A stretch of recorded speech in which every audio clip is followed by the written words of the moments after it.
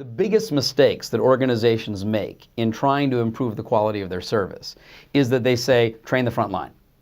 Because you can go right ahead and train the front line, but if the front line is not supported by supervisors and managers and senior leaders who understand the same principles, who articulate the understanding, who walk the talk, who role model on a regular basis, then you're asking the front line to do something for which they don't really have top-down support. That's mistake number one.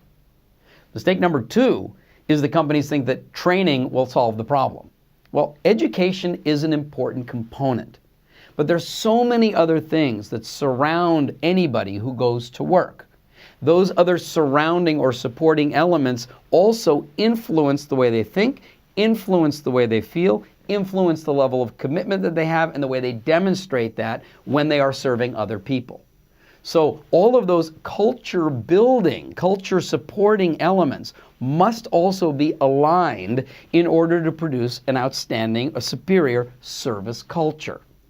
If all you provide is the training and the other elements are not in place, you're not recruiting the right people, the orientation experience is boring, the service communications are old posters on the wall, or what's in the newsletter is just company propaganda.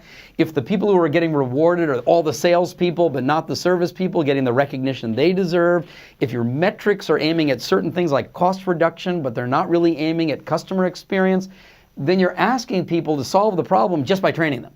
And that's a mistake. You've got to build a culture that surrounds your service providers and gives them that ongoing support and encouragement on a daily basis for every day that they come to work. The biggest barriers that we face when we start working with large organizations, I think, can be looked at three different ways. One is that everybody wants to produce the same result. They want a superior service culture that creates delighted customers, that increases market share and profitability, raises reputation, attracts and retains the best staff. But they're fragmented in how they go about understanding that and trying to take action on it.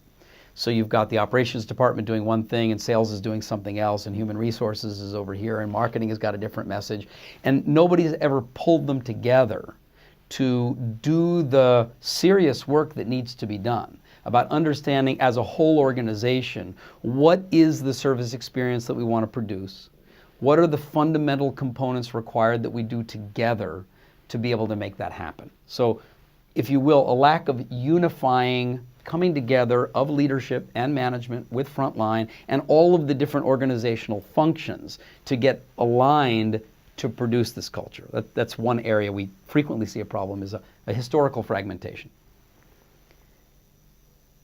The second area that we see a problem is practices, historical practices, legacies, if you will, that are already in place. This is the way we do it. Why? Because that's the way we do it. Why? Because that's the way we've always done it. And there may be certain key performance indicators that are driving that behavior, or there may be certain kinds of measures, metrics, or reports that are consistently done that way.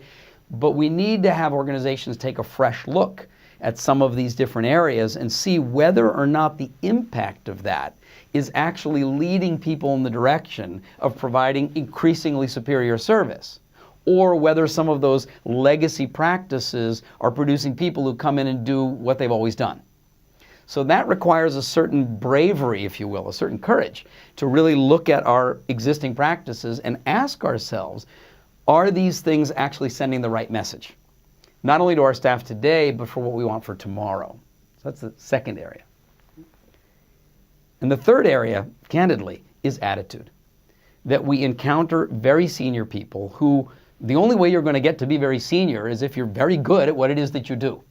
And so you may be very good at what you do in any particular area of the organization, but it doesn't mean that you've naturally understood how to be very good at building a superior service culture.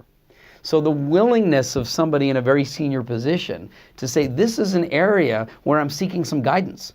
This is an area where I'm willing to listen to advice. This is an area where I could get some coaching from somebody else who could really help us with some best practices, with some benchmark examples, with some really good technology to be able to come in and help us make that improvement.